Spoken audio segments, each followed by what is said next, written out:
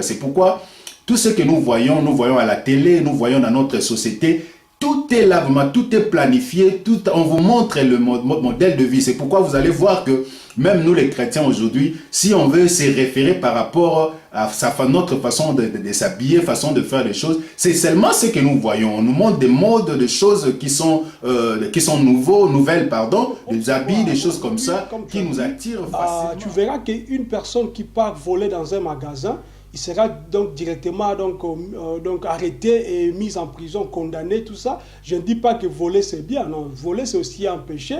Mais si nous remarquons les lois qui sont votées dans des pays soi-disant organisés, les lois sur l'homosexualité par exemple, les États-Unis qui acceptent, la France qui accepte, le Canada qui accepte, l'Allemagne qui accepte, voire même, j'ai vu une fois ici en Allemagne, dans une communauté dite église chrétienne, comment dirais-je, des hommes qui nous attirent facilement. On copie le mode que nous voyons à la télé, tout ce que nous, donc le monde a sa cartographie, donc a vraiment préparé tout pour que nous puissions suivre ces traces, nous puissions vivre selon le monde. Alors, nous devons être très prudents parce que nous parlons aussi, nous allons parler de moralité. Nous allons voir comment les choses qui étaient une abomination, peut-être, non pas seulement, disons pas selon notre Dieu, mais 20 ans passés ou bien 30 ans passés, c'était des abominations dans notre société. On ne veut même pas parler de ça, mais aujourd'hui, on fait même de publicité de l'homosexualité. Pas le Seigneur, au fait. Mais lorsque nous parlons de la perversion, ça doit commencer d'abord. C'est pourquoi j'ai dit au début que normalement, ce terme, quand on dit que l'apôtre Pierre, quand il a dit de se retirer, bien de se détacher de cette génération perverse, c'était seulement pour dire que nous ne devons pas vivre comme eux. Maintenant dans notre monde. Donc nous les chrétiens, nous voyons ces choses au lieu de comprendre les temps que nous vivons et nous sommes très distraits. C'est pourquoi je donne raison à notre apôtre, donc à Pierre, par rapport à ce qu'il avait dit. Nous devons nous sauver, nous détacher, d'autres termes, de cette génération perverse. Parce que si vous voulez voir vraiment la perversion de mœurs aujourd'hui, regardez tout autour de vous, regardez la sexualité. Donc nous remarquons directement que la perversion n'est pas seulement dans ce monde, mais ça rentre même dans les milieux dits chrétiens. C'est pourquoi même là où vous êtes avec des gens qui se disent chrétiens, il faut toujours faire attention, puisqu'il y a tellement beaucoup d'infiltrés. Je vais vous dire une chose.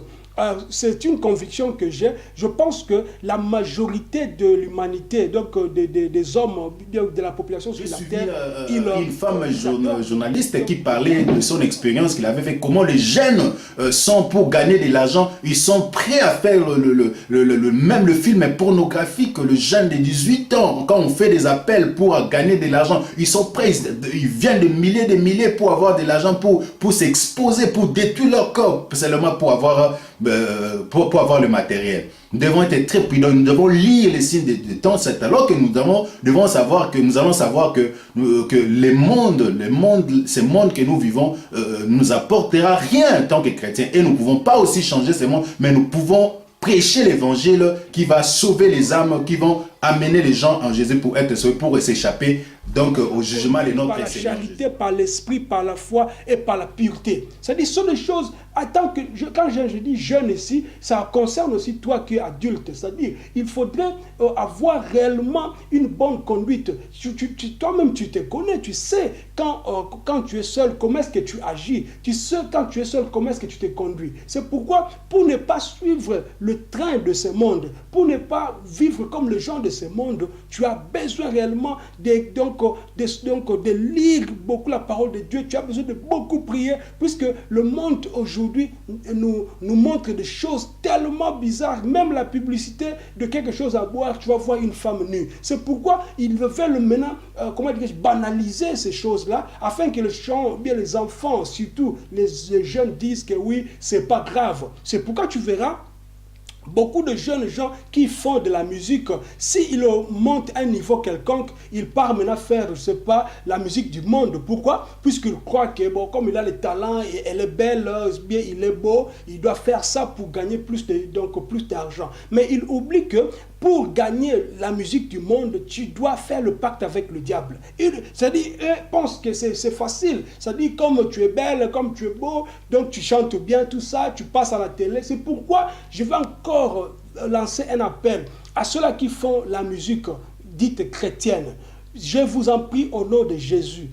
Essayez de bien encadrer les enfants spirituellement. Et si vous savez que vous-même, vous n'êtes pas spirituel, laissez ces enfants libres. Il ne faut pas donc, comment dirais-je, prendre les enfants en otage et leur montrer le do, ré, mi, fa, sol. Mais entre-temps, ces enfants oublient ce qui est l'essentiel. L'essentiel, c'est quoi? C'est que les enfants doivent connaître la parole de Dieu. Les enfants doivent connaître la vie chrétienne. Les enfants doivent observer ce qu'on appelle, ils doivent être purs, doivent observer ce qu'on appelle la pureté. Les enfants doivent être modèles. C'est-à-dire qu'il faut qu'il y ait une différence entre les enfants qui prient et les enfants qui ne prient pas. Mais qu'est-ce que nous remarquons? Tu vois que surtout des jeunes filles qui s'habillent de n'importe comment, mais devant les soi-disant églises. Mais où sont les pasteurs? Pourquoi est-ce que vous faites des choses comme ça? Pourquoi est-ce que vous ne dites pas à ces enfants, ne vous habillez pas de la sorte? Les enfants, ils regardent la télé, ils voient sur Internet comment est-ce que donc des musiciennes, surtout américaines de ce monde, se coiffent, s'habillent. Elles prennent ça, elles copient ça un sur un. Mais vous êtes là, le parent, vous êtes incapable de dire à vos enfants d'arrêter de copier le monde. Vous êtes incapable, vous, pasteurs ou conducteurs, de dire aux enfants d'arrêter. Il ne faut pas toujours donner la place, dire que non, c'est le Saint-Esprit qui va faire son œuvre. Non. Quand tu es pasteur, quand tu es papa, quand tu es maman, tu dois prendre la charge, la responsabilité. C'est-à-dire, il faut conduire cet enfant par rapport